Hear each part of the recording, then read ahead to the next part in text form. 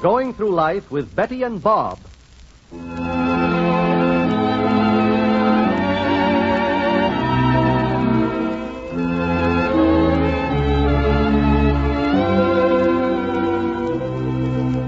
This is Milton Cross, ladies and gentlemen, inviting you to join us for a visit with Betty and Bob Drake.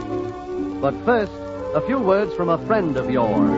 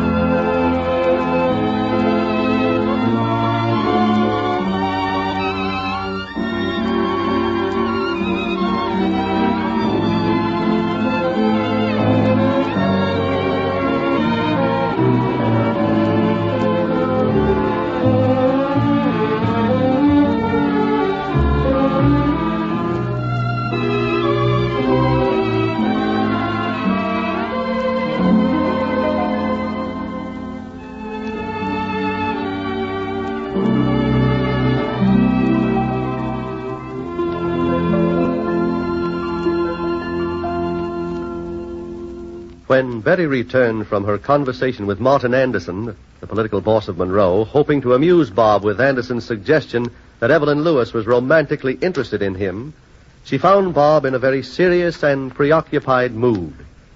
Bob was very annoyed at Anderson's linking Evelyn's name to his. And then he told Betty, "It's not good news." No? Mm-mm. Would you like to take it standing up or sitting down? Standing up? All right, darling. Well, I spent the last hour and a half with our auditor. Yes, darling. Mm-hmm. The financial condition of the Trumpet is nothing to brag about. How bad is it, dear? It couldn't be much worse. Our circulation has been improving for the last year, but we haven't sold much advertising. Spent a lot of money getting the best reporters, the best feature writers, but haven't stinted on anything. But, you know, Betty, when we keep losing thousands of dollars each month, after a while it starts to add up into a pretty impressive total. Yes, I know it does. And the money you keep pouring into a project like this has got to come from somewhere. If it hadn't been for those oil wells, we never would have had the money to get into the newspaper business to begin with. Mm-hmm. But then we sold the oil wells. For a good price. Yeah, but they no longer represent a source of income. Money we got for them was capital we used to keep financing the Trumpet. Now, this may sound a little silly, but our total bank balance at the moment is just a little less than $200,000. That's a goodly amount of money. Yeah, but at the rate the Trumpet is losing money, it'll all be gone inside of 6 months. Oh. Well, without facts or figures, that's the story in a nutshell. In 6 months? Mm-hmm. Or less. That's not counting what it costs us to live. Mother and the babies and Claire and help, you know. Well, there you are. You like it? Like it? You know, we've been so involved and excited about fighting evil and corruption in this town, we've forgotten that fight can't go on unless the Trumpet is a paying proposition or we've got unlimited resources. 6 months. Yeah, or less. What do you think we ought to do, Bob? Think. Hard. What's the practical thing to do? Practical? Go in for an economy wave. For example? Oh, fire a half a dozen reporters, let go a couple of copy readers, cut the advertising department in half, since they don't seem to be getting any business anyway. You know, just slice everything right and left. That'd be like slicing the trumpet right and left. Yeah, right across its throat. The news would get out. And I can just imagine the rejoicing at Martin Anderson's camp. Be quite a celebration, wouldn't it? It'd be a sort of preliminary wake. But that would be practical. Yes, very practical. Then we might look at it from an even more personal point of view. As? Well, as you just admitted, $200,000 is a lot of money. Staggering amount. Especially if you just keep it and save it. Don't speculate with it. Do you mean close down the trumpet and live on the money we've got left? Well, we've got children. We've got our own future. And it would be realistic. It would be nothing but despair. Oh, don't look at me that way, darling. You don't think I'm going to close down this newspaper? I'd rather do anything in the world than that, and you know it. To think of the satisfaction of our enemies. Oh, to think of the disillusionment of the people we tried to help. And have helped. All the people who believe in us as leaders of a good fight, a fight that's just begun, darling. That's a whole lot better. Well, I called the bank about 15 minutes ago. Yes? You know, I sort of sent up a trial balloon to see what would happen if I tried to get some financing. And it came down again. It exploded in midair. Oh. The Drakes and the Trumpet are what is known as a bad risk. We've done nothing but lose money ever since we started this newspaper. And don't forget, darling, we're not the only newspaper in this town. The Times is a very successful paper. Oh. Matter of fact, as a purely business proposition, I can't blame anybody for not having any faith in us. You mean that if the Trumpet doesn't suddenly start to show a profit... Oh, I'm not interested in profit, darling. As long as it's paid its own way, it's all But right. if it doesn't pay its own way and we can't get any more money... Then we're through, in spite of everything. That's impossible. Nobler causes than that have fallen by the wayside, darling. But not this one, darling. Not this one. So the Trumpet is in difficult financial straits. The newspaper that has devoted itself so completely to the public good is not able to support itself. As soon as the dwindling resources of Betty and Bob Drake have vanished, the one public-spirited newspaper in Monroe may be swept into oblivion. But this is a crisis which Martin Anderson is not yet aware of. He's still clinging to the notion, in spite of Hap Davis's cynical reactions, that Evelyn Lewis, by her charm and unscrupulousness, might be able to create dissension between Betty and Bob. Right now, we find Evelyn Lewis in the waiting room outside Anderson's office. Oh, hello, Hap.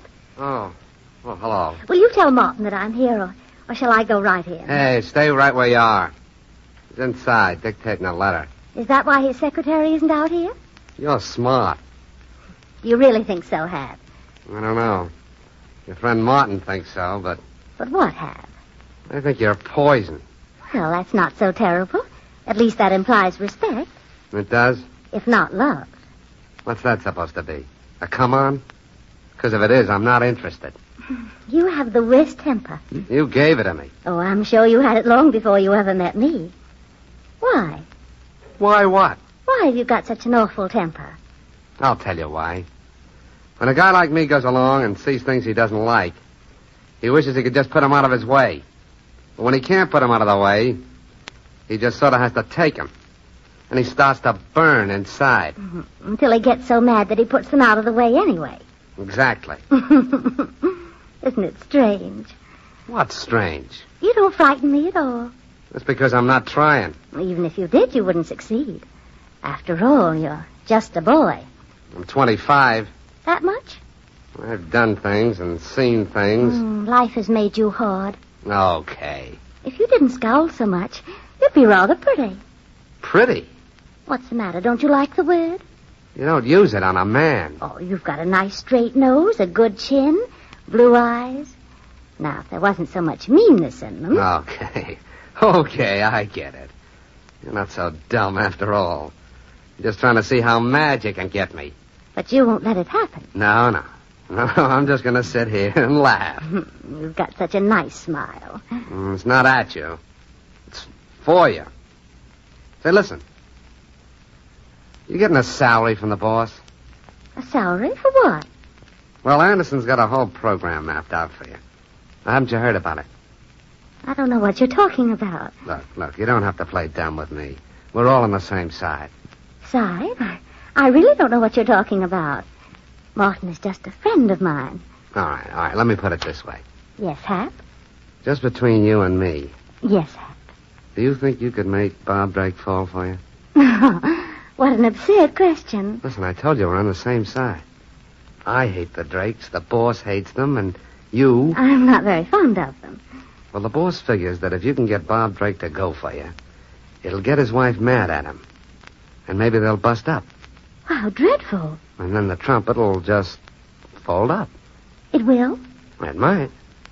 Well, are you going to answer me? You think you can get a guy who's as crazy about his wife as Bob Drake is to fall for a goofy dame like you? It's still an absurd question. Why? Because I can most certainly get him to fall for me, if I want to.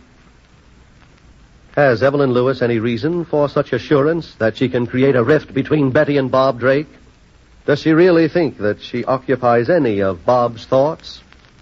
It seems hardly likely, especially now that the trumpet is being faced with a serious financial crisis.